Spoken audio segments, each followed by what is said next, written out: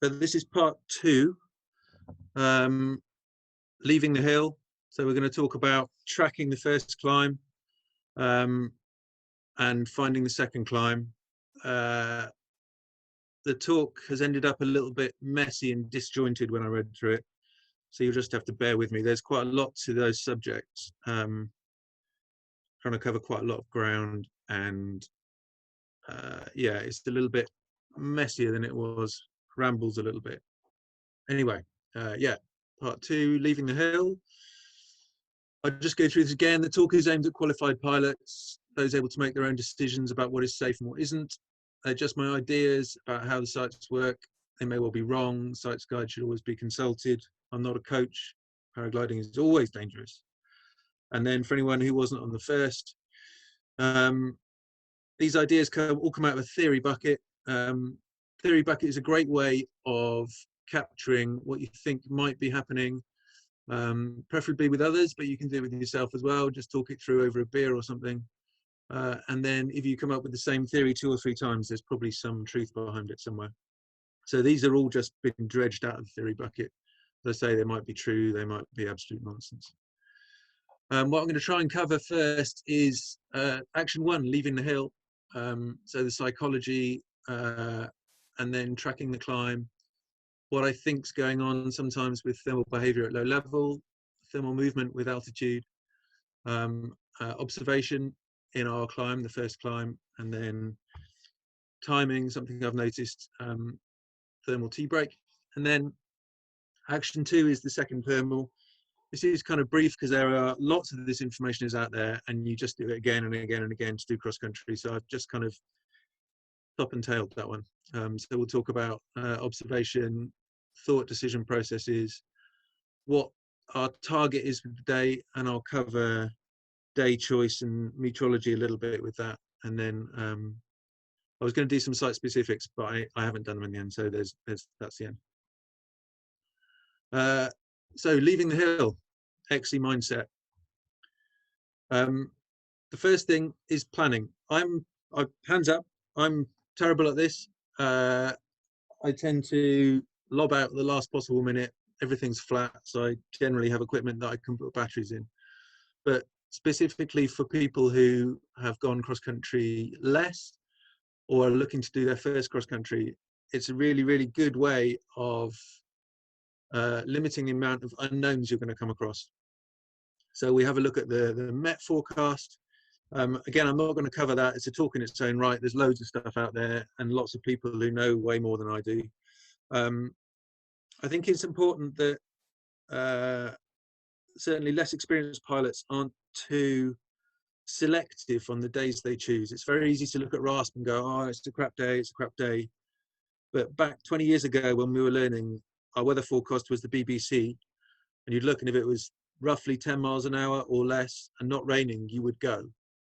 And I think there are lots of people in the club who have the flexibility and can get out on days when you could easily do 20k. Most days in the spring, summer, autumn, if it's a tall flyable, it's cross-countryable, and you can do 20k, 15k, and it's on days like that where maybe it's a little bit turbulent and rough, or it's slow and difficult, and you'll probably come across those days on those conditions on big days anyway. It's never boom and zoom all the way, and those are really key skills to pick up along the way. So flying when conditions aren't epic, if you can, is really good training. It's also a good opportunity to look at what you might be doing, whether the wind's very light, you might be going upwind or closed circuit or downwind. Legal requirements, no terms, counts, etc. I'm not going to cover those. I think it's a good idea to have a mental picture of airspace. For me, the most I can manage normally is around 20 kilometers.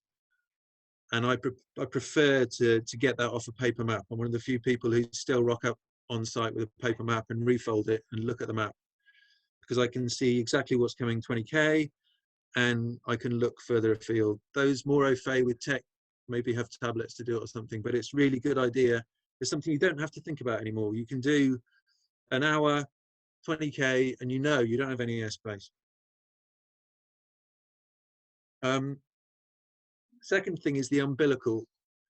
Now this, especially for low air timers, is really difficult. And I remember having a struggle with this. There are lots of reasons not to go cross country. Your mates are there, the car is there, it's an easy ride home, safety of a known environment. You are going to be moving off and landing somewhere you probably haven't landed before.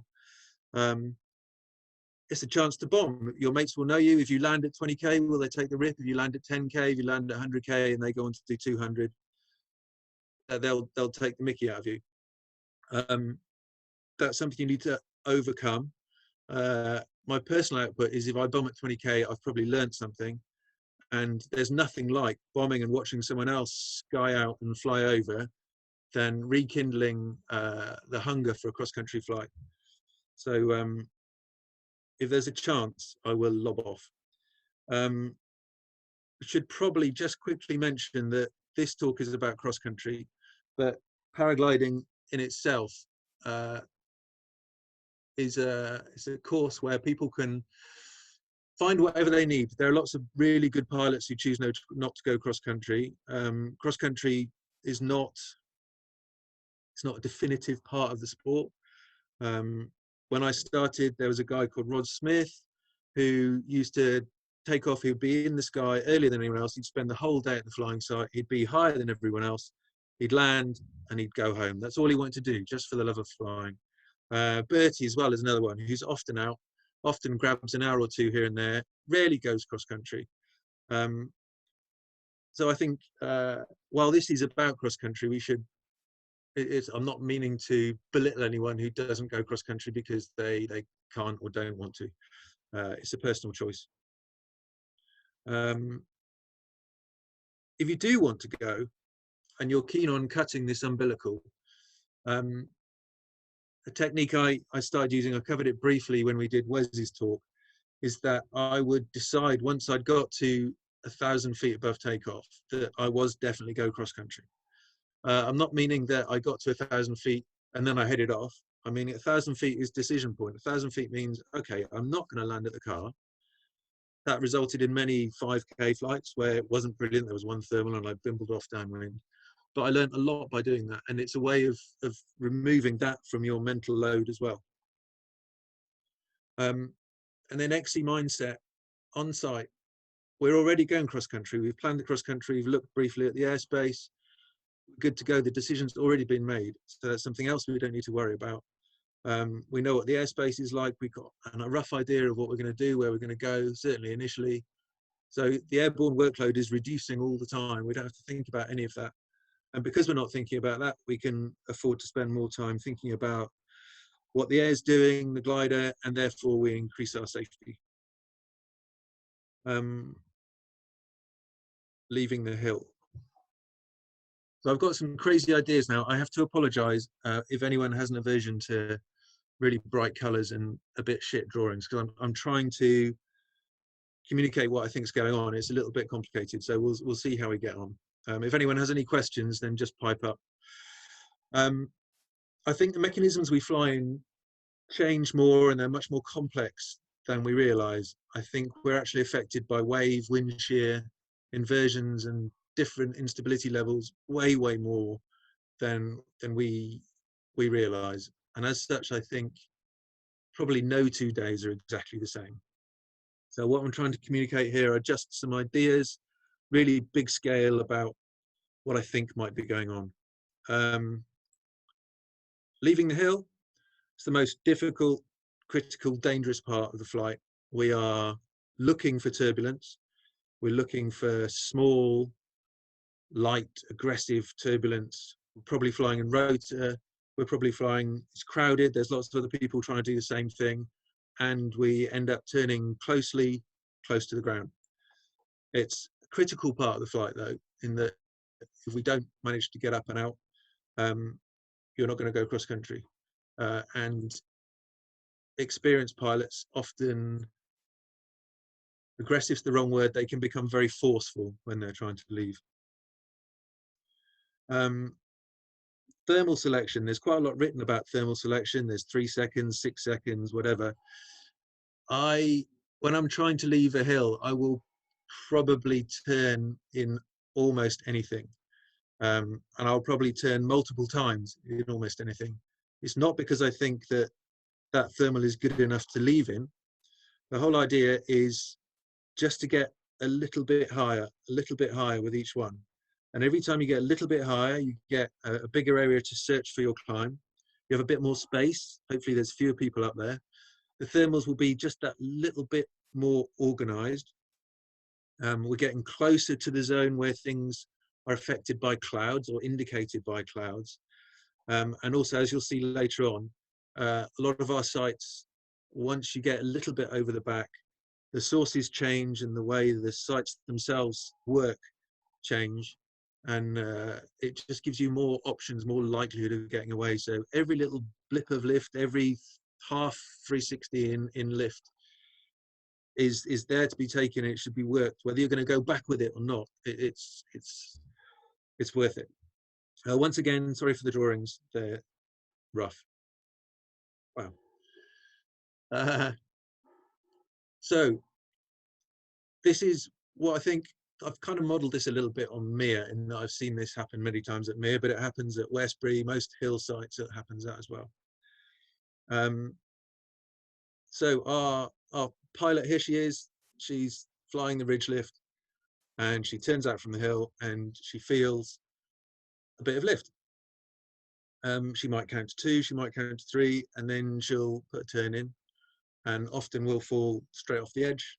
So she'll go back, 1, 2, 3, turns the other way, falls off the edge, doesn't quite understand what's going on.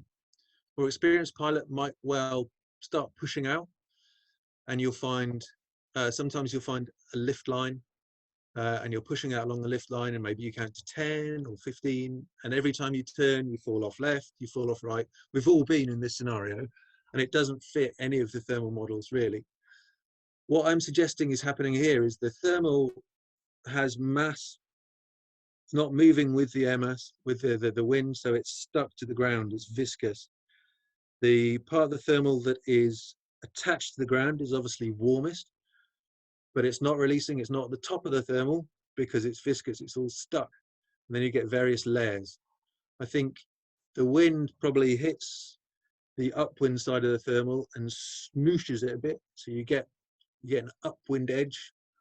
And then as the wind moves around that thermal column, it pulls off some warm air, but I think you also get some small scale conical hill convergence. So from above, looking at the same kind of thermal, so our pilot's coming along here, she's done a couple of 360s, and then she's pushing out along this line where the two flows come together after they separated around our thermal.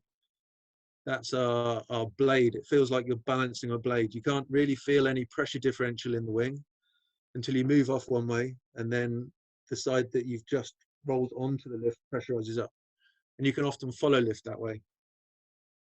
So rather than try and do 360s on this knife edge, the best way to find the core in this instance is to follow the convergence.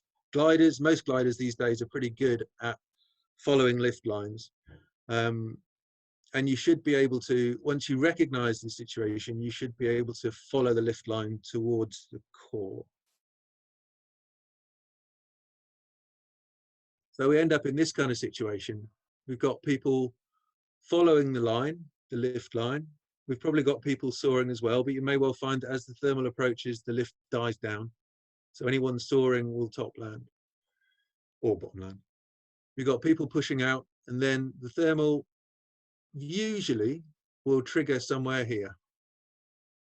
There are alternates to this, and the next slide highlights one of them that you should look out for. But basically, this is a scenario that everyone will have been in many times at Westbury, where you push out along the line, you find the core, and you climb. When you're pushing out along the line, it's always a good idea just to have a view to what's going on back at the hill. It doesn't happen often, but it does happen enough to be a real pain in the arse. So in this drawing, the thermal has drifted while we've been pushing out. Our brave pilot here has shimmied along the blade of lift, listening to a wing all the time, and the wing saying, yeah, you're going right direction, you're going the right direction. Unfortunately, the whole thermal has drifted slightly towards the hill, and because the very warm, very buoyant air that's in connection with the ground has now hit the hillside and triggered, the guys who stayed on the ridge rather than landing in nil wind have got the core. So she'll probably find something, maybe, maybe nothing, and these guys are pinging out behind her. That's happened to me several times, so it's just worth keeping an eye behind you to see what's going on.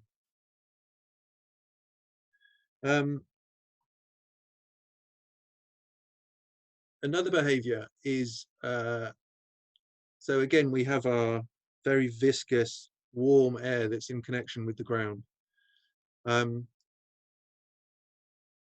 This one happens a lot at Mere. I think, I'm not quite sure why, but it happens a lot at Mere, where the less buoyant air, the thermal moves towards the hill, the less buoyant air will connect with the hill first because it's being blown downwind. The less buoyant air triggers, and you'll find maybe a 1 meter or something up out of the gully, and you can climb with that. I think it's because what's happening is when the less buoyant air triggers up the hill, it moves all the air in the field. The last talk we talked about how sometimes you get air pulling over from Cowards into Mere when a thermal triggers. All that air movement then triggers the core from the middle of the field. So this pilot here feels she's got the core, the glider feels good, it's a 1, and yet people who move from that forward, maybe there's a joining web, maybe there isn't, but people who move from that forward might find a 2 or a 3 or a 4 meter. And that kind of is how I explain that to myself. I'm not saying any of this is correct, it's just all ideas. The next one is something that happens when it's mostly stable. So this is high pressure, stable sort of area, sort of conditions you get dusties in and all that kind of stuff. And my idea here is that the warm air that's in contact with the ground, the sort of super buoyant air, the whole thing doesn't want to lift off. None of it wants to go anywhere. And it's just lifting along, drifting along. It hits the hill. Yeah, kind of, it's still not going to trigger. And it slowly moves up the hill. And it's only when we get to the top of the hill that the really buoyant air sort of peels out from under the less buoyant air. So in these conditions, you tend to get nothing, nothing, nothing, nothing, and then really high, really turbulent air, and then nothing. And the less turbulent air, so the orange and yellow in this instance, maybe it triggers and sort of fluffs off downwind, but it's not really usable. So in these sort of conditions, you tend to find you'll be flying along and you'll just find the core and nothing else. So you get half a 360, the glider's out, half a 360, the glider's out, half a 360. And that's kind of how you climb until things become a little bit more coalesced and sorted. So that's kind of my thermal mapping lowdown, what I think's going on, some of the scenarios that you'll all have felt, where especially the one where you're walking along the blade, you think, oh, come on, that's 5 seconds, that's huge, I can turn now, or that's 10 seconds, and you turn left and you fall off and it's nothing but sink. You come back round, another 10 seconds, you turn right and you fall off, and you just, that kind of explains that, in my mind anyway. Next slide is talking about thermal movement with altitude. So I'm assuming that we've pushed along our knife, we've managed to find the climb, and we're starting to climb now, maybe we're 500 feet or something. And sometimes you'll find that you'll climb and you feel like you've got it and everything seems fine. You can be smooth all the way around, and then suddenly it'll stop.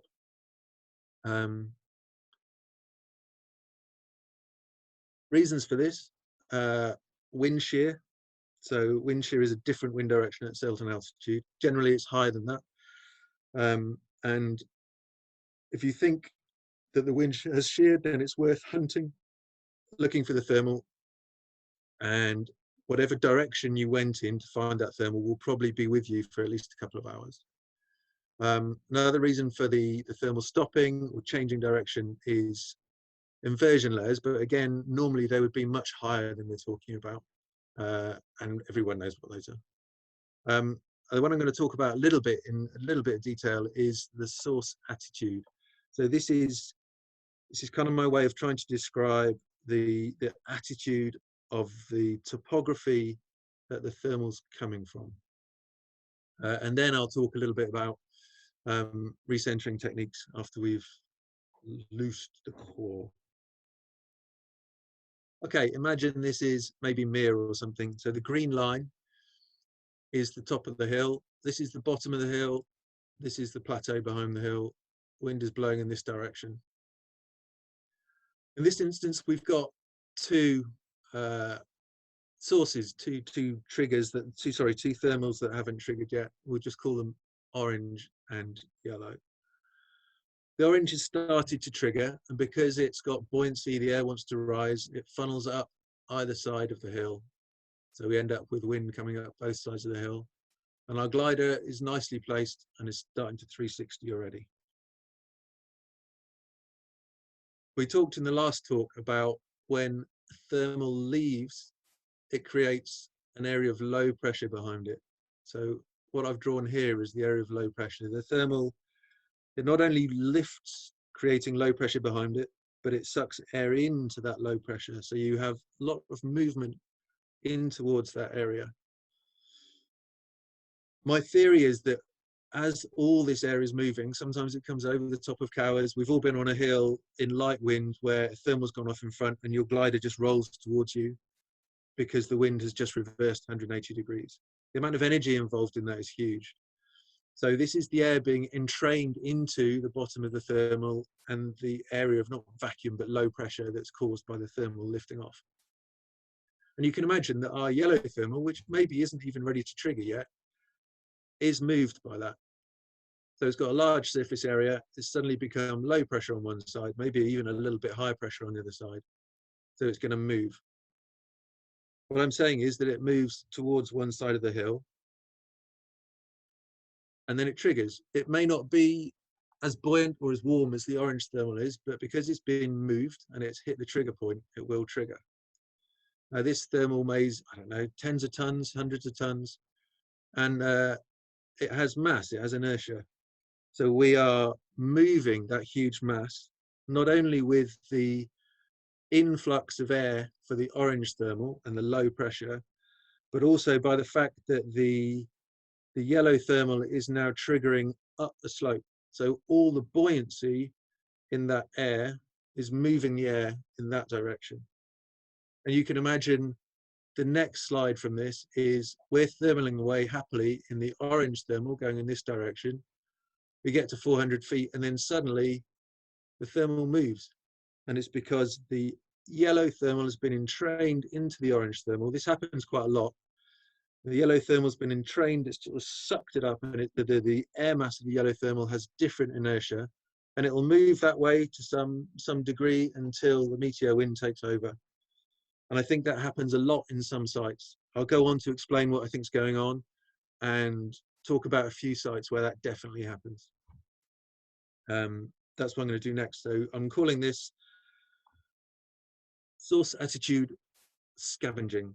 So in my mind, the back end, the sweeper of the thermal looks a little bit like a tornado or something, a dust devil, but it's very low speed, very low energy, and much, much larger. So it's moving huge amounts of air as it moves over the ground.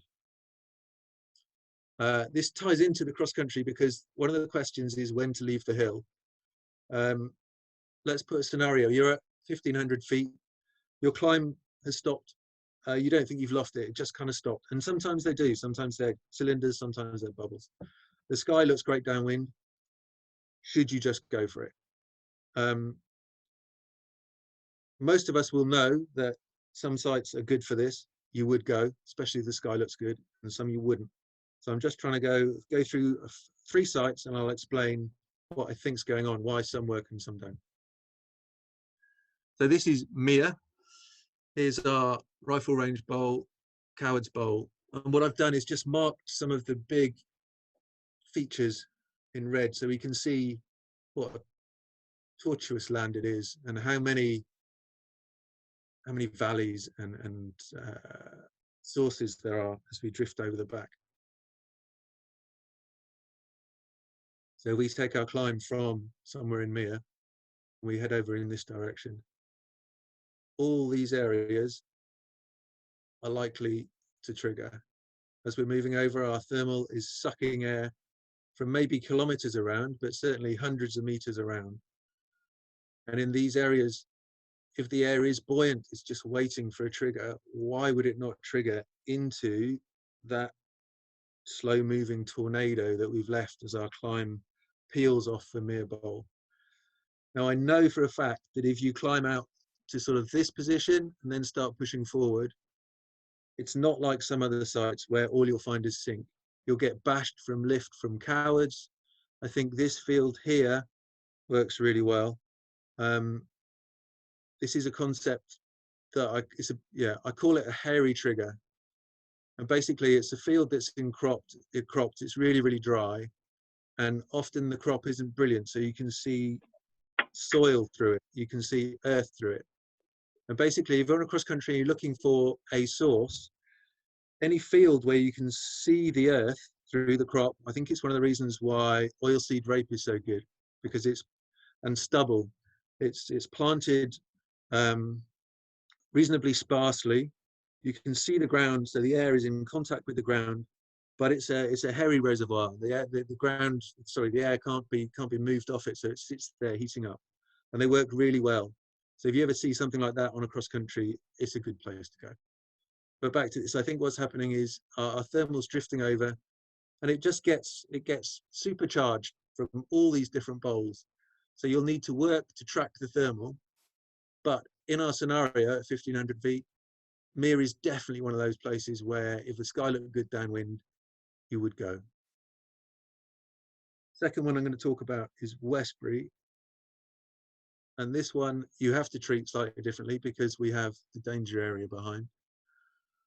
But I think it works in a similar way, both in a northwesterly and from the Bratton side. So what I think happens, and we've all seen this, Nev's the best for it, you take a climb, you get into this kind of zone, and you just seem to be able to stay there forever.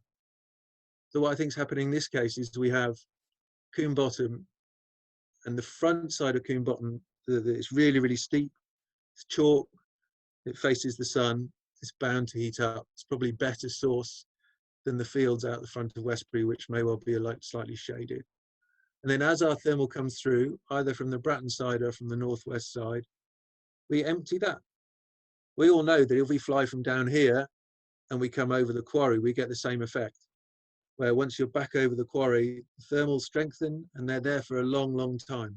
I think it's because the air in the quarry, that wind just blows over the top. Yeah, it gets nice and warm, it's sat there, it's maybe not quite buoyant enough to trigger itself, but the tail of a thermal coming over will empty it, and therefore you can use all that warm air that's coming up.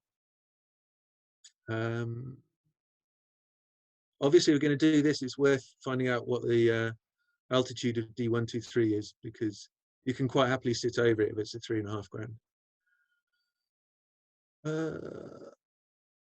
Yeah, so compare those two with something like Leckhampton, which we talked about, our two search routes. Leckhampton is well known as being somewhere where you need a blow, and the first 10k over the back is really slow and difficult. And this is why. You can see we're flying from the main topographical feature, and then there's pretty much nothing. There's a very, very gentle valley here, maybe a very gentle here, but nothing's that's going to store energy, nothing that's going to stop wind scouring it out. So if we go back, we're at 1500 feet. Would we stay or would we go? I would stay, and I would try and find any little bits that are coming from here. Maybe we get a little bit of convergence with everything pulling up together. Thermals will be more sorted. I try and work up here simply because we're at Westbury and we know that we're going around the corner. So we have to look out for airspace. Here, would you go? No, I don't think you'd go at 1500 feet, not unless there was a really good cloud downwind. You've made the decision to go, but personally, I would push back forwards and I would try and find something else. One of the things that will help with that decision, other than the obvious, cloud conditions, etc., is what the other pilots are doing. So there are scenarios where you find one thermal on the day and that's it. And you take it and you go, or you don't take it, you don't go. What the other gliders are doing is really useful in this decision. So if you're at 1,500 feet, you've got some time to decide, actually, everyone else has landed, it looks shit upwind, I'm just going to go and chance it. Or whether you push back upwind because people are climbing, people are booking out front, everyone's feeling very buoyant and positive. So I'm going to use one of the previous drawings, but I'm going to talk about one of the reasons why maybe we lose the call sometimes, especially people on gliders that might be slightly less communicative, and a technique for recentering it. So this is our view from above again, with the convergence, red being the most lifty bit, with the colours obviously dropping off. So our glider's on the lift line. They've twigged what's going on. They're not going to try and 360. They're just following the lift line. They're following the convergence and the blown thermal towards the core. At this stage, they may feel a little drop in thermal strength. I don't know quite why, but sometimes even when you're flying downwind, as you come in towards a thermal, you'll find you're in sync, and then there's sometimes a little blip of lift, and then you're back into sync again.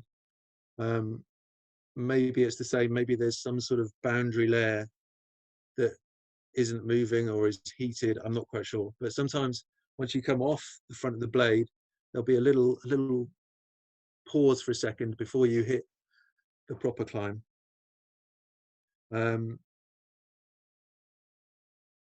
Transition normally at this point is smooth.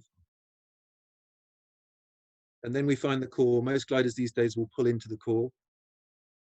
So the glider is usually pitched forward, unless it's very, very low. You tend to find that gliders react slightly differently. If you're really low and you're at the beginning of the thermal, sometimes the thermal will move you away. If the thermal is already sorted and you're coming in halfway down or you're not right at the top, the glider is more likely to surge in because the air is being entrained. Whereas if you're right at the top of the thermal, the air is pouring off the top of the thermal as it tries to find its way through.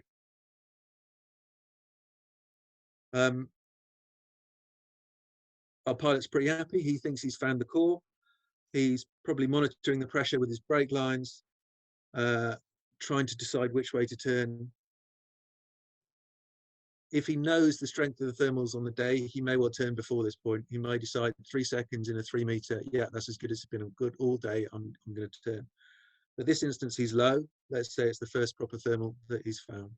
So he's pushed through, and right at the front where the air is parting, so the air is splitting both ways, the air is moving up the thermal to some extent as well, because it acts a little bit like a hill. And you've got the reduction in lift. Most gliders here will do a little stutter, a little oscillation. It's just yaw. Sometimes you can feel it through the brakes. Sometimes gliders won't do that and they just move, but it's just a little stutter. And that's your indication that you found the front. At this point, if you're reasonably high, a full weight shift, full aggressive, but smooth turn. We don't want anyone hellying or spinning, but we're just going to do a smooth turn as quickly as we can, whichever way we want to go. So we've turned right, we're out of the core, and we're now in the air that's traveling faster as it flows around the thermal. So although our airspeed is the same, our ground speed is higher. So we travel much more distance going downwind. As we come back round, once we fall out of the climb, the glider will pitch forward a bit, and then the pilot will pitch back underneath it, and then we're moving rapidly downwind. As the glider, the pilot's trying to turn right, and as the glider starts hitting the lifting air again, it will bite in. And the turn into wind will be much sharper, much more efficient, because the gliders are tuned to find lift. So if there's a wing that's in lift, it will turn much more efficiently. So your glider is going to turn much more efficiently into lift. The pilot hears the vario tone on his vario, straightens up, he's going straight into wind, he's got it. The vario increases, it peaks as he hits the core, and then he does the same thing again. And what we're actually doing is slowly turning away from the core. So we're pushing upwind, we come back round. As the glider bites into the thermal, you get a tighter turn. You feel like you're pressurized as you go through the turn. Glider hits the core, it straightens up, you come back round. From the pilot's point of view, he thinks he's flying straight out, hitting the core, coming back, straight round, hitting the core, coming straight back.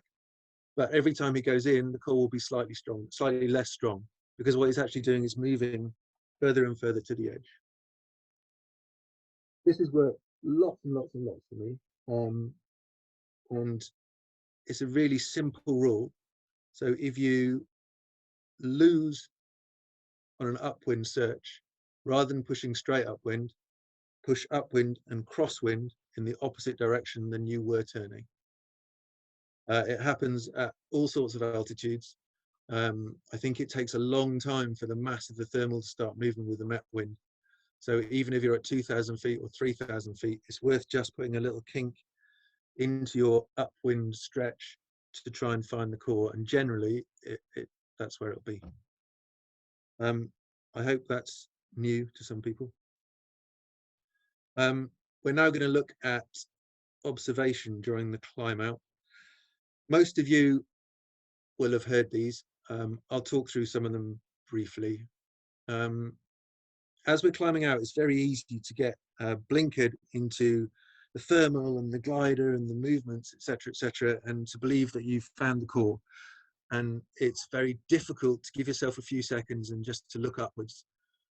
But lots and lots of times when you're climbing out, you'll find, because you're going down through the thermal at a meter a second, the thermal will obviously get to cloud base before you. And it's a really obvious visual clue as to where the core actually is.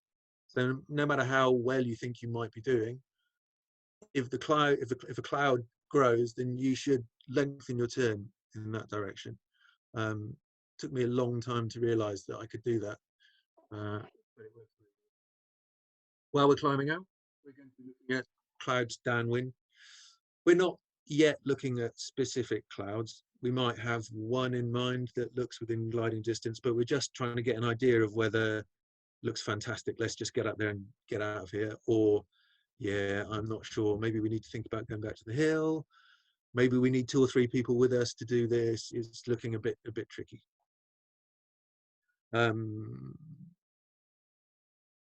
Yeah.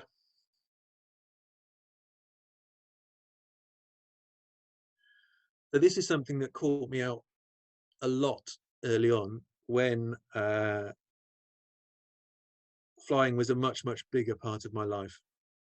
I used to get to sites really early, dead keen, all organized, all planned, and I would be there and soaring and waiting for the site to work, and then the site would start working, and as soon as the first thermal came through, I'm up and I'm out, and I'd be landed 20k. And it happened a lot until I twigged kind of what I think's going on. If you imagine all the sources within kilometers are probably heating at roughly the same level. They're all getting the same sunlight. Some might have more favorable topography or whatever, but they're all heating at roughly the same level. Nothing really is moving. There's a meteor wind blowing over the top, but nothing really is moving. There's no real mixing going on. And then the thermals start popping, and one triggers another, triggers another, triggers another. And you can imagine it a little bit like a domino topple. So if looking at this picture, if we were climbing out now, all the thermals will go off at the same time. It feel amazing in the air. Everything's going up. It's awesome. What a brilliant day. It's finally switched on. We should go. You head off on glide. You might find a couple of weekies, but everything's empty now. All the sources are empty. Everything's triggered, and it has to resupply itself. It has to reinvigorate itself before it starts going. So I think it's always worth letting the first couple of climbs go, because you've got an option. You're back at the hill if it all switches off, and then move on later on. I'm calling that the tea break.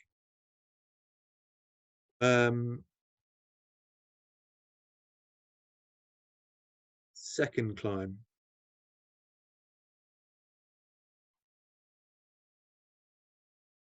finding the second climb should be really, really simple if we do our job during the first climb correctly. We're checking out downwind clouds. We're checking out upwind options, so we can decide if downwind looks bad, then we can go upwind, try and find some more height before we have to walk away from the hill. Once we've decided we're going, there's no way back to the hill then, and it's an easy way to destroy a day if you end up doing 20k. So we're looking upwind, we're looking downwind, we're looking for crosswind routes for better lines. Maybe it doesn't look great, maybe we need to wait for a gaggle. I mentioned looking at other pilots, what they're doing. Sometimes on a windy day, happens a lot at Foster and Selsley, the sea breeze will come through and you've been there for a few hours and the place goes nuts. Everything's going up. It's fantastic. It's fantastic. Your bit of sky looks amazing, but maybe it doesn't look brilliant downwind. But generally, everybody who didn't get away in that climb will be grounded because it's gone off to the south and howling. So that's another indicator that you should go. You know, it's not going to be a nice place to land. You're not going to have another chance. So you should definitely go. Generally, I know some people say they've got 3 or 4 options mapped out. Generally, I'm looking for one good next climb. I'm on the hill. I'm not looking at ground sources. I'm not looking for smoke. I'm just looking at the clouds and any brave souls who have already gone. And I'm looking for one good option. Because if we have 2 or 3, by the time we get to our first option and have climbed, the 2 or 3 are likely to have changed. So one good option and then options for some options after that. So if we look at this picture, we have one good option. We're climbing clearly. There's a whole bunch of gliders everywhere, but if we ignore those, there are options for options. So from here, we're going to go this way. We could go this way. That one looks brilliant. That one looks fantastic. So there are lots of alternates and the sky looks good. The thought decision-making process is kind of similar to the first thermal and subsequent climbs. When I'm making a decision, I slow down. It's more of a conscious decision. I'm reading a great book at the moment about how much information our unconscious minds can cope with, and our conscious mind is actually really stupid. But I think even vocalizing the decision to yourself, I am going there because of that. It means your brain has time to think, oh, but maybe that one's better or that one's better. And it means you've made a much more conscious, slow, informed decision rather than just cloud base and off. If it's an epic day, that's great fun. But conscious decision means you're less likely to change your mind. Once we've left, we don't need any indecision. You see often low air timers will fly towards a cloud, and usually as you get towards a cloud, it starts looking less good. That's generally what happens. You can see more detail. Oh, that flat base doesn't actually look very flat. It's got a bit of an indentation. It's not looking brilliant. Oh no, that one looks much better. You also tend to find that clouds in full sun, so if you're between the sun and the cloud, they look much better than the other way. And that can lead you to chinking all over the sky, chasing something that isn't really there. So unless something really, really obviously better, and I mean really obvious, so if we're heading towards our cloud and we get something that's just slightly off track growing, I would divert to it, even if it's just a better line to our first option. If we have gliders climbing and I know I can get in above them or at their altitude, I would divert. If I can't get in above or out, I would stay with my decision. I'd go for my first choice. Indecision puts a lot of people on the ground.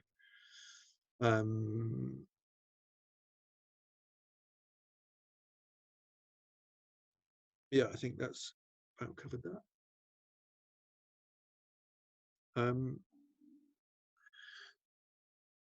When we're going cross country, it's a good idea to have, I'm not talking about a goal here, I'm talking about a performance target in mind.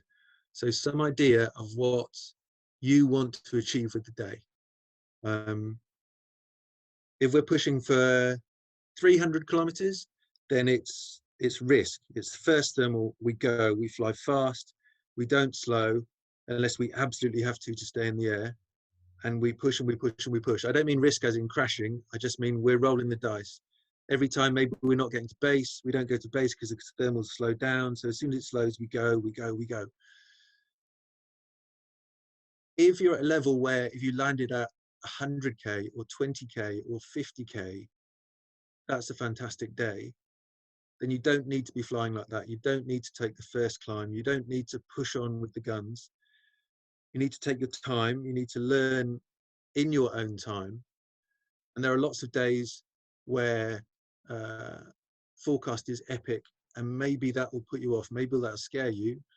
Or maybe you leave later. Maybe once the thermals are bigger and set up and the whole of the mere massive lifts off as one rather than little spindly bits going all over the place, that's the time for you to leave.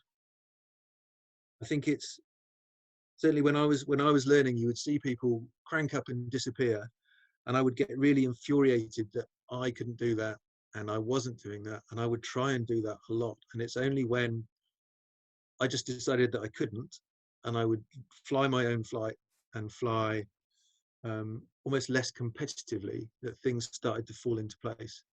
I think it's really important to pick what you want to do with the day, and realistically as well. Not I want to do 400 kilometers, or I want to, I just pick what you want to do for the day. You can always go further. If you decided to do 20, you leave the hill at 12 in a lovely, lovely, gentle, massive thermal, and by 2 o'clock you've done 20K. Keep going. But you don't need to leave at 9 or 10 in that spirally little nastiness that will put a lot of people down after 5K. Never give up on a day. I'm always a little bit surprised when you're at a good site and maybe the day hasn't turned out to be fantastic. And I'm equally as guilty of this. So maybe a bunch of us have got away. We've landed at 40K. It's not brilliant. We've come back, and it's taken 3 hours to get back, and we're there at 4 or 5 or something. I'm always amazed how few people stay for the sunset and for the end of the day. There are people who maybe they've got rid of their rib ribbons and just need airtime. I can remember soaring Mir for 6 hours. And all that time, your subconscious is learning. You're learning a little bit. Every turn you do, you're learning a little bit about how the glider behaves. Does it go forward? Does it go back? All that kind of stuff. It's all super valuable. And then when the epic days do come up, you're okay with the glider. You're supremely confident. But just because some of the guns decide, oh, it hasn't got 200K in it, I'm going home, you don't need to do that. I think that's probably covered that for the moment. Right, a very brief sum up. So in a nutshell, leaving the hill is hard, unless it isn't, and it's easy. It's the most critical part of going cross country, obviously. It's the most dangerous part. It requires concentration, observance. You have to try and understand, try and visualize what's going on with the air moving over the terrain. You need to be careful. You're flying low. You're flying in turbulence on purpose. Just think about it. I think everybody, myself included, because the forecasts are so good these days, we're too selective. Some of my most memorable flights are 20K flights running away from rain in all sorts of dubious shit conditions because I buddied up with someone who wasn't working at the time. I was a student at the time, and I'd just ring him in the morning and say, it's not raining, should we go? We had nothing else to do, so we would go, and we had an absolute ball. I think there are lots of days when people can learn things, people could go cross country for 15, 20, 30K, and they don't because it's not a 4 or a 5. We covered searching upwind in the opposite direction slightly from your turn, so we're going crosswind slightly, and that should sometimes at least bring you back into the true core rather than you assuming that every 360 that thermal's getting weaker and weaker. Sometimes you can leave high, and sometimes you have to dribble in hope. Both are great fun. Choose your site. So I wouldn't dribble in hope from Leckhampton. From Mere, I absolutely would. There's lots of landing options, and I reckon probably 80% of the time you'll get up. Generally, what has worked once will work for a given day, mostly. So things like wind shears on the way up will be the same for at least a few hours. They may move around a little bit, but generally at 2,000 meters, I had to move north for 3 seconds or 4 seconds. And then I found the core. You lose it again, move north for 2 or 3 seconds, and you'll be in the right ballpark. And then the most blatantly obvious thing, it's the clouds. I remember in Dennis Pagan's book, he goes into all sorts of mathematics, and then there's a big box at the end. And the one that really stuck with me and really helped my flying move on was it's the clouds. Even if you're ridge soaring and there are clouds on one piece of Westbury and you're on the other piece, do yourself a favor and get underneath the bit with the clouds. They're the visual indication that there's a thermal, there's movement. Even if it's a dead cloud, there's movement in the air. There's something that is likely to trigger or to make a difference. And that's all you really want. You just want that difference. And that's pretty much my hour. That's the end of the PowerPoint. There were a few questions that were put in, so I'm going to cover those off quickly, if that's okay. And then if anyone else has anything else that they want to ask, I'm happy to answer if I can. So Andrew sent some questions in this afternoon.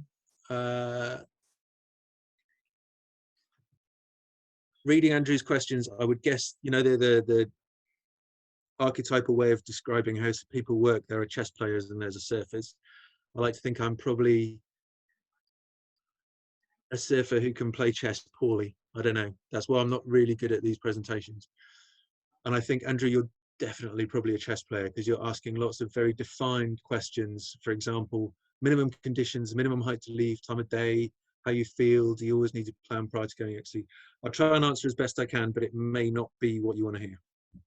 So I'm ignoring. Don't worry, Alex. You don't need to go answer every single little piece of my questions. It was just trying to get you to understand roughly what I was asking and giving you some prompts and pointers. But I'm not expecting full-blown answers. No, okay. Every single point. Just briefly, some guidance. Cool. Okay. I'm excluding COVID, obviously, because that does change decision making at the moment. If UK conditions are flyable, then I would be happy to go cross country. I'm still at the situation where if I have the day off, even if I think there's probably only 20 or 30k in it, I'll probably go. If there's 100k in it, I'll definitely go. And if it's better than that, then I'm gone for sure. But I would still go for 20 or 30k. I think the most exciting part of the sport is that decision. I reckon that that's going to do that, and that'll mean I can do that, and then you go and try it. That's the most exciting part of the sport, I think.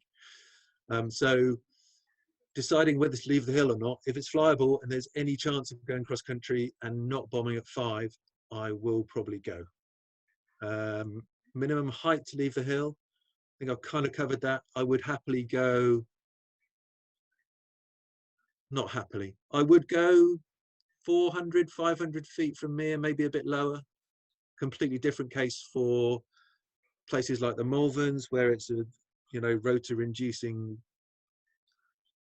death place over the back, or for people, places like Leckhampton, where you're probably not going to get out from that sort of altitude.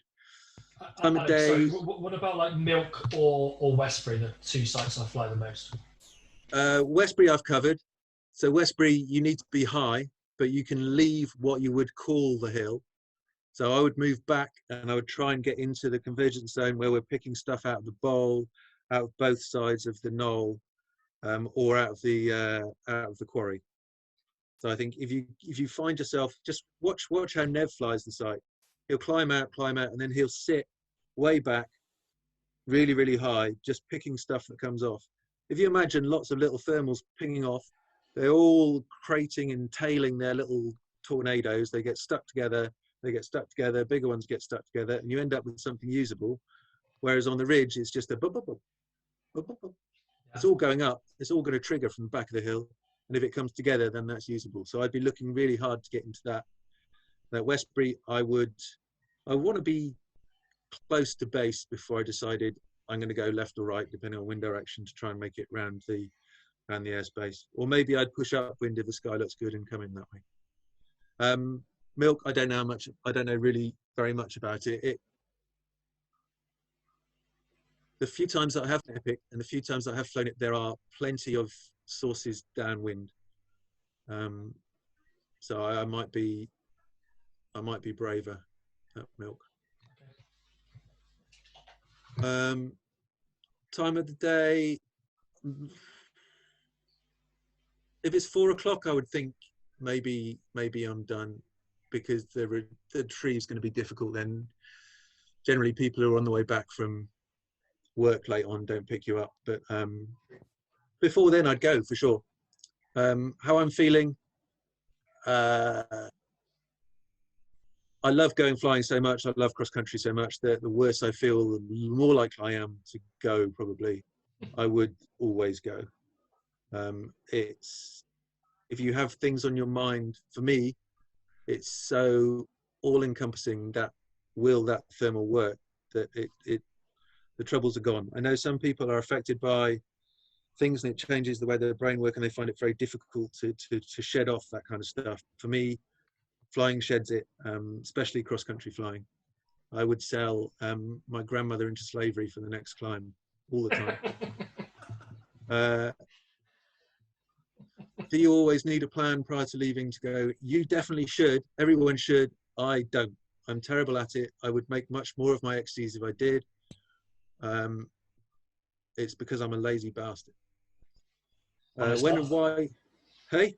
Honest answer, I like it. Well, I actually bought a new Vario, and I bought a new Vario that used AA cells because I know that I'm unlikely to have charged kit, and I can buy AA batteries in the petrol station on the way to the site. When and why would you plan to go upwind? That's kind of difficult, different discussion for me, because I'm a member of Excellence. So whenever I'm there, we're trying to generally do closed circuit. And if it's too windy, then I'm at the hill, and therefore most of my hill flights are downwind. I think I was just thinking, like, for example, say it's a situation where it's incredibly light day. In my mind, you've got options to kind of penetrate and go forward upwind, especially, you know, on a low end B wing like I fly. Obviously, you have more options, I guess, if you've got a better, higher glider that can penetrate. Or you can go crosswind or downwind. It's sort of, you have all options. But obviously, on a day where the meteor wind is much stronger, you probably wouldn't consider going and hunting too far upwind, because it's just really slow progress, and the thermals are being blown downwind anyway. So you probably just try and circle and go up over, get high as you can, and then just go over the back. Is that right? I'm just thinking about the scenarios.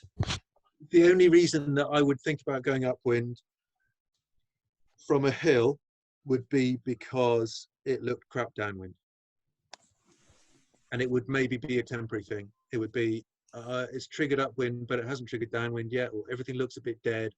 I'll go upwind a bit because you're putting kilometers in the bank, and if it dies off, you can always come back to the hill. So I might explore upwind that way. If you can't go cross country for some reason, airspace or whatever, I'd go upwind. Yeah, so I was thinking Westbury, obviously, you can't just go back, even though it looks like Nirvana behind and looks fantastic. Because of the airspace, you just have to keep topping up and then push out front, and then try and top up and then eventually get the height to work your way around. Yeah, Westbury town pretty much always triggers. If you push out past Westbury town to the car auction that's out there, with all those cars roasting in the sun, generally that's a good place to be, to ping off and get around the corner. But as a choice, I would much prefer to have a non-defined, go where the clouds are, freedom, do what you want cross country, rather than try and do a triangle or do something defined. So I guess clearly it's better and easier to cover distance, which is, I guess, the purpose of XC, unless you're trying to do a triangle of waypoints, to go downwind with the wind and cover more ground than I assume it's much harder to cover ground moving forward upwind, isn't it? Yeah, I mean, I wouldn't imagine many people who stay with paragliding very long are just chasing kilometers. It's lovely to do a 200-kilometer flight. It's lovely to do a 100-kilometer flight. I can remember my first 20-kilometer flight. It's fantastic. But that's not really why you're doing it. You're doing it to cover ground, to see the countryside. And for me, it feels nicer either in absolute nil wind, trying to do a triangle off the winch, or going downwind from a hill. It's horses for courses. Whatever you prefer to do is good. Best strategies and recommendations for going XC upwind, downwind, and crosswind. So I've covered this really, really briefly. I've got some notes. Hang on 2 seconds. Downwind is much less traumatic. You can bumble along.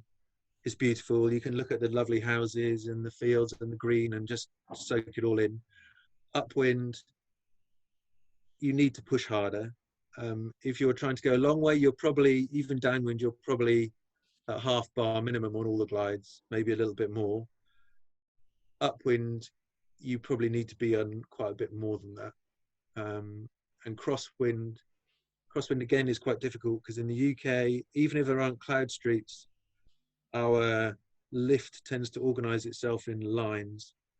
And when you're crossing from one line to the other, as you have to go in crosswind, it is like crossing a cloud street. So sometimes you'll go upwind up the cloud street or downwind down, trying to find anything that will bridge across. So any little tiny remnants of queue or a little haze cap, or even in extremis, some sort of ground feature that might trigger to give you a slightly more buoyant glide across. Because the two lift lines are giving you a sink line between the two. So crosswind is much more difficult, I think. Would you always go on bar, Alex, between climbs? Yeah. Always? Yeah, I would imagine even an ENA now, you should be on quarter bar, half bar. On some wings, that's actually best glide. So they're trimmed a little bit slow to give you a bit more feeling. I would always be on bar for a glide. Now that some people have much more feeling for their wing than I do, and they're capable of flying on bar into the thermal and still knowing which way to go. I think that's quite high risk because you're flying into the turbulence accelerated. And also for me, I find that I lose some communication with the wing when I'm locked on bar. So what I'll tend to do is I'll go on bar, and for UK downwind cross country, at least half, maybe a little smidge more. And then when I start feeling some movement in the air, I'll probably come off very gently. It's important to go on and off bar very gently, unless you've had a deflation, in which case just get out of it. But if you stomp on the bar and spring off the bar, you're inducing lots of pitch oscillations, which means it's very difficult to feel what the glider's doing and to get the glider to turn when you want it to. If it's behind you, you have to wait for it to come forwards before you can turn. So I would come off the bar very gently, and then I'm feeling the wing to try and find the lift lines or the core or something, just some more information. But I would say even on A's, you should be using the bar for glide. Yeah. Okay, thanks, Alex. And are you using bar to fly more efficiently between glides? Let's just say it's sync. It could be sync or just zeros, or just obviously not in left, not in climbs. Is it just to fly more efficiently, or is it actually to cover more ground between and get to the other climb as fast as possible? Yeah, you're once you've left, you're flying the next climb, so you can see the cloud. You're certain that's your call. That's you get there as quick as possible. Yeah. So you don't want to fall out of the sky. So full bar, even on triple C wings, apparently gives us a glide ratio of 6.5 to 1. So you don't really want that. You want 8 or 9, maybe something like that. And I would imagine that quarter bar on an A is probably somewhere around about there. But you want to get there as soon as you can, because your cloud is either growing and looking fantastic, or it's turning to shit, and you just need to get there to get the dregs to give you enough altitude to get onto the next one. So when you're on, you've left the climb, you're on the bar, you're thinking, right, okay, I think that's died now. I need to go over. I think it's looking good over there. I'm going to put my bar on. Are you looking at your instruments thinking, I just want to get max speed now to get over there as fast as possible to that climb, because that's my calling? Or are you monitoring the glide ratio to try and get between point A and point B in the most efficient way possible to lose the least amount of height? But then I guess that's at the sacrifice of getting there a little bit later than you would have done if you had gone really fast, and potentially you would have the climb could have gone by then, or moved, or weakened, or disappeared entirely. Yeah, there's all sorts of speed to fly formulas. I tend to go half bar a little bit more because I'm comfortable. I know the glider's not going to completely try and kill me at those sort of speeds, and it feels nice. Okay. So I'll go half bar. I know I'm moving reasonably quickly then, and I'm reasonably efficient.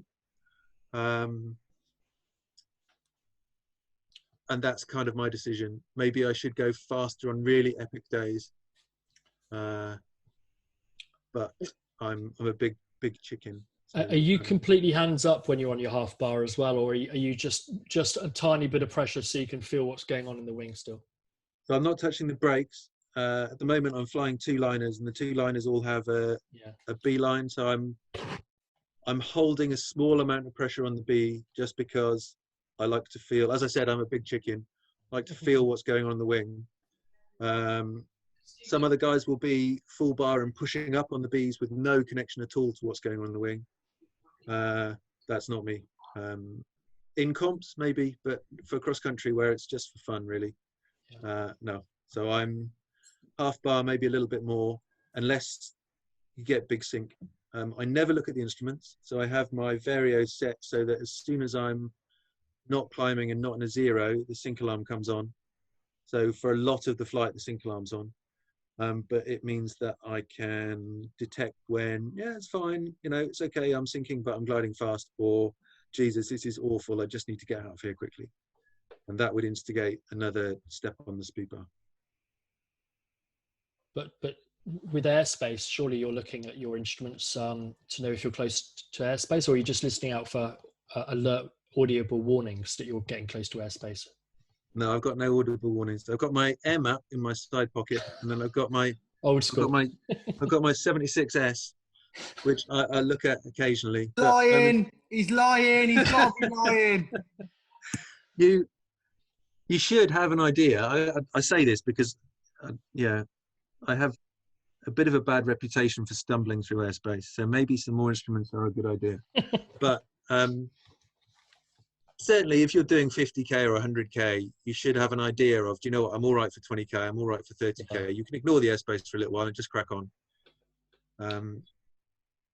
Thank you very much. Great answers. Thank you. Cool. And then Ed Ware sent in a very brief question about competition flying. So I'm just going to cover it very quickly. You must have been shit at competitions once upon a time. It'd be cool to hear of your great leap forward moments. As Wes will know, 2019, the Brit Champs, we went to Pedro Bernardo and I finished 61st out of 115. So I'm still shit, but I do have a few ideas about things that help me improve. It's really important to be comfortable with equipment. Some of the places that comps go, the launch blows out very quickly. And for some reason, the priority for launching is given to the better, more successful pilots. So if you're young in your comp career, you can either go before it's really soarable, or you can go later where conditions are often a little bit sketchy. So it's really good to have a wing that you know well, that you can launch in strong wind, you can launch in nil wind. You choose when you launch rather than the conditions choosing. It's really important you're comfortable flying in some company. Sites, even our sites in Avon, are getting more and more busy. So most people who thermal are probably comfortable enough flying in company. When I say company, some of the comps will have 120, 150 people. You shouldn't be afraid of flying away when the gaggle's horrible. But you should be comfortable and be able to be aware of where people are. Really important to have good knowledge of your instruments. That's one of the reasons why I still have my 76S. I know it inside out. If I have a problem, I can fix it. I'm not going to lose the track log, touch wood. That's really, really important. You don't want to be trying to get the task in, trying to find someone with the same instrument. You've got the nerves going for the comp. You need to get a good position in the queue. you just need your kit sorted. As many things as you can are in the box, ready to go. You're just trying to, we'll do the same things we were before. You're trying to free up mental capacity. It's always good to talk to other pilots. When you first start doing conks, it can seem a bit cliquey, but most pilots are genuinely open. Most comp pilots are comp pilots, and they'll go around and they'll see their mates 2 or 3 or 4 times a year at competitions. So it can feel like a clique because they've seen each other last month, and they're talking about a comp they did together the year before or the year before. But if you rock up and most people and just say, what do you think? What's going to be your route for this? What do you think? Most people will be more than happy to help. Pilots are not going down, launch as early as you can. So if people are struggling and people are landing, hold off. I'd wait. Let the guns go and then go. But on most comp venues, before the window opens, they'll send off a few wind dummies and they'll make sure that it's working before they even set the task. Go as soon as you possibly can. Quite often comps will say, window opens at such and such, start gate opens at such and such, but if you're ready now, you can go. And for a low air timer, that would be a brilliant time, or a less experienced pilot, sorry, that would be a really good time to take off. You can get out, you're flying with the wind dummies, you'll get up, you'll get some space.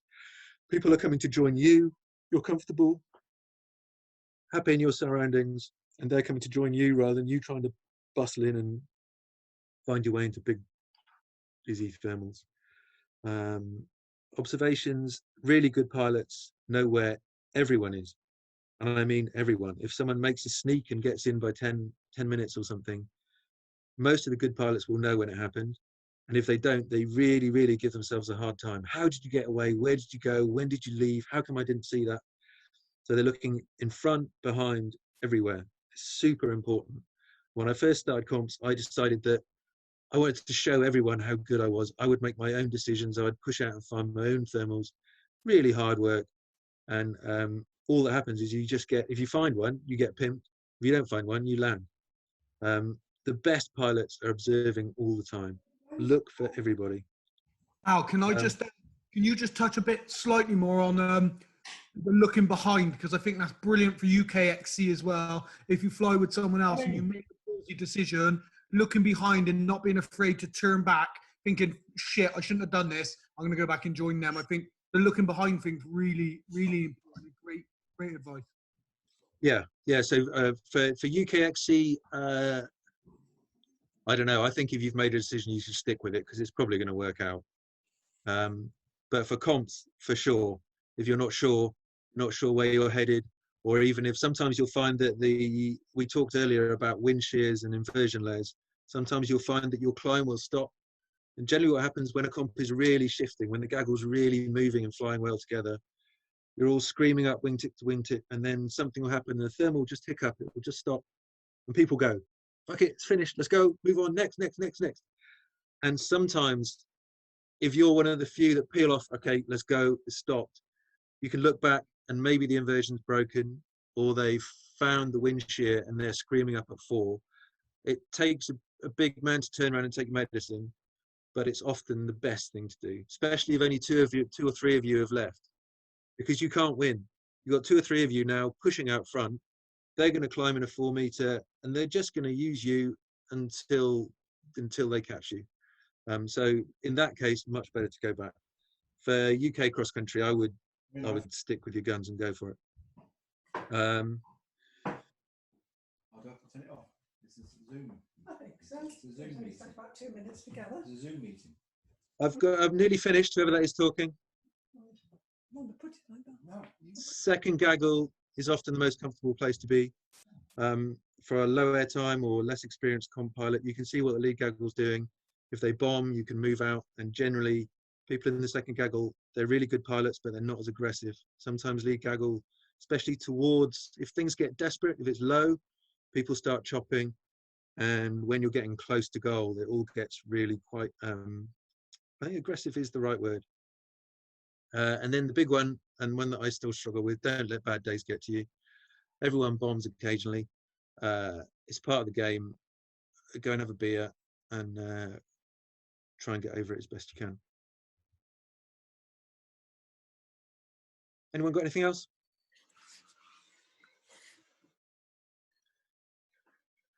Great session, Alex. I love the tea break thing. I'm definitely guilty of that. Yeah, it's definitely a thing. No, as in it's a tea break on the ground for me. Wes will probably back me up. So I'll put my hand up to that. Shut up, Wesley. You go out for the tea break. You go out for the picnic in the tea break only. But I like that idea though of, you know, just wait, because that first climb, you know, it's, you know, you're waiting for everything else to start happening, you know, out there, and that first climb might only get you 10k. Unless Yeah, you're if you on don't need it, Selsley. why would you risk it? Yeah, unless you're on Selsley when it could be a one Furmore day. Selsley's famous for that. Yeah, everywhere else, yeah, just perfect. I'm not saying you stay on the ground. You definitely fly. I'm saying you may not leave with that thermal. Yeah, no, yeah, I definitely took that one, Alex. That's definitely my takeaway. Yeah, great session, mate. So, anything else from anybody else? I've got one question for you, Alex. Yeah. How do you tackle flying on blue days when you haven't got clouds to look out for? Do you rely more on what's going to trigger off on the terrain? Really, really blue days are very, very rare. So there's often some haze cap, some indication. And if there's nothing, then you just go down your list. I've got no clouds, I've got no other gliders. In that case, I would definitely wait for other people. You know, you really need some people to fly with in that situation. And I guess your next best is birds and ground sources. But yeah. Okay, thanks. Al, this is a sort of an open question. I'm guessing there's no difference for you if you're going out to fly a 50k XC or you're going out to break the record from Mir. You make the same decisions at the same time, because a few people have asked me questions before, and every XC is just the same for me. I approach them all the same. I make the same decisions. I go for the same choice. I never think, I'll stuff it. I don't care if I bomb. I always ask myself that same question in the head. Is that the way to go? Let's check that that's the cloud. Am I going that way? And it's the same if you're going out for a 50k or a record-breaking XC. Always be in XC mode, basically. Yeah. The only difference might be if I think it's a really epic day, I might not have a Dr. Pepper on the way to the site. Because you don't wear a P-tube. Yeah. But if you're doing if you're going for the record like you did, I think it was last year, Alex, on that really, really strong day, I think it was Mir you all went to. You know, surely you're trying to push on all the time. You know, you might not take that climb all the way to base because you can see the next one a bit further downwind. So you know, you're trying to push on. Whereas on another day, you know, where it's a bit harder and, you know, a bit more difficult to stay up. You know, are they two different scenarios? Yeah, maybe. And that day was Guy called the day, and me, Guy, and what's his name? Harry, was it? No. I remember it being particularly strong. Yeah, the guy who flies the Queen. Oh, James? James. We climbed away together, and we were going properly quickly for the first 40 or 50k. And then we got stuck, and then we got separated, and it's really good fun flying like that. I think if the climbs are 1, then maybe you take it all the way to base to make sure and move on. But if it's strong, yeah, push all the time.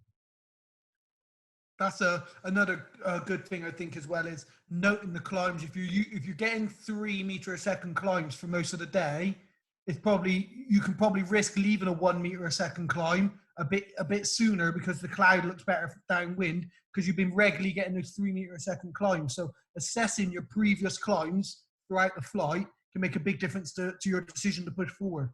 Yeah, again, I think that depends entirely on what your target is. If you're going to be happy at 50 or 100k, take everything. If that's where you are, I would take everything that's going up, because it's drifting you in the right direction. You're going downwind. It's a no lose situation. You're not going to land. You want to go as far as you can. take everything. If you really need to crack on, then yeah, possibly you start being selective. But for 100K, if you're doing what, 20K an hour, it's only 5 hours, just take everything. And I guess for other airtimers, Alex, which we've got a lot here, you know, for them, it is that take everything. Yeah. You know, you're not going to win any goals for, you know, being decked because you tried to race on to the next climb that was worse than the one you left. So take everything. And you probably find a lot of the ones that we're going through and bashing on, actually there's a 3 there somewhere. We just haven't been asked to find it. We're not good enough. And the person who goes in and sits and has a little bit of a hunt around and thinks 1's fine. I mean, 1 meter a second, you're going up at 1 meter a second. How fucking amazing is that? Yeah. I think as well as it is important for the real low air timer guys who haven't done it is to know that XC flying's not for sky gods. It's not for, like, you know, I don't consider myself anywhere near as good a pilot as Al. And the reason I do a lot of XCs is because I go out just to fly XC. And I think it's such an amazing thing that if you were, you know, you're a pilot rated and you want to go XC, just go XC. It's not something that's, so many people on the hill are like, oh, I don't know if I'm good enough for that. Because you stood on the hill. Get in the air and fly XC, and then you're going to be good enough, right? Just keep flying XC. Yeah. Alex, I've just got questions as Will here.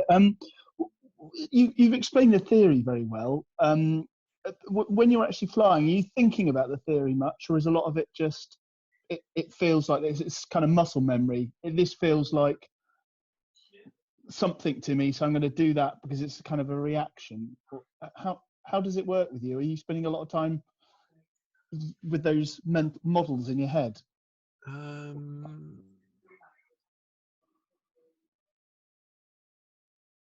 That's a good question. I think glider control inside the flight envelope is probably entirely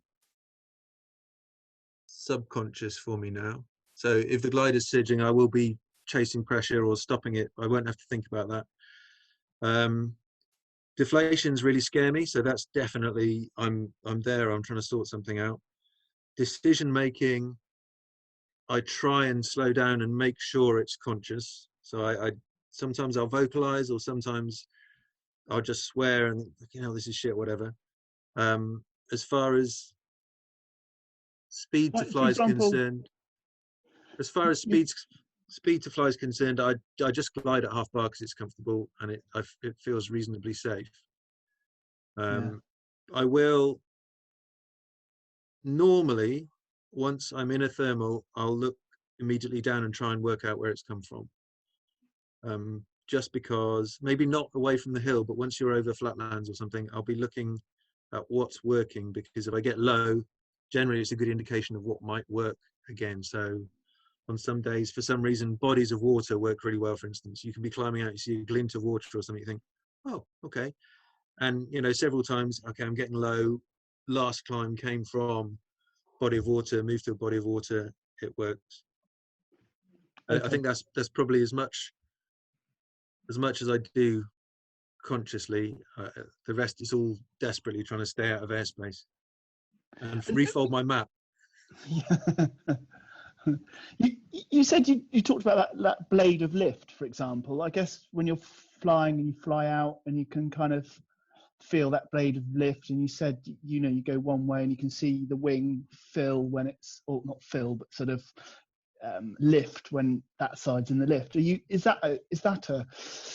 thinking, oh right, I'm on a blade of lift here, or are you just thinking, are you sort of just naturally following it out?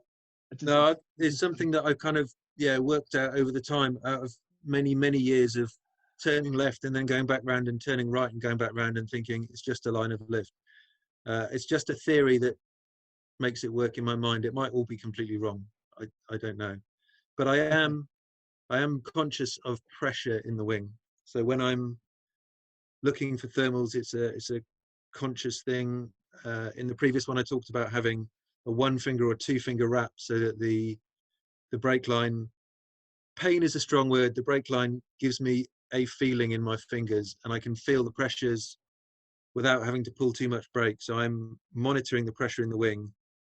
And when you fall off one side or the other, the wing that's on that pressure you will feel the pressure increase. It's almost like catching it. So the pressure increases on one side, you catch that pressure, the wing moves over, and it fills the other side and you catch it, and you can follow lift lines just by chasing that. It's like well, I don't know, like you're imagining you're catching the lift with the wing and the wings becoming stiffer, and you can feel that inflation.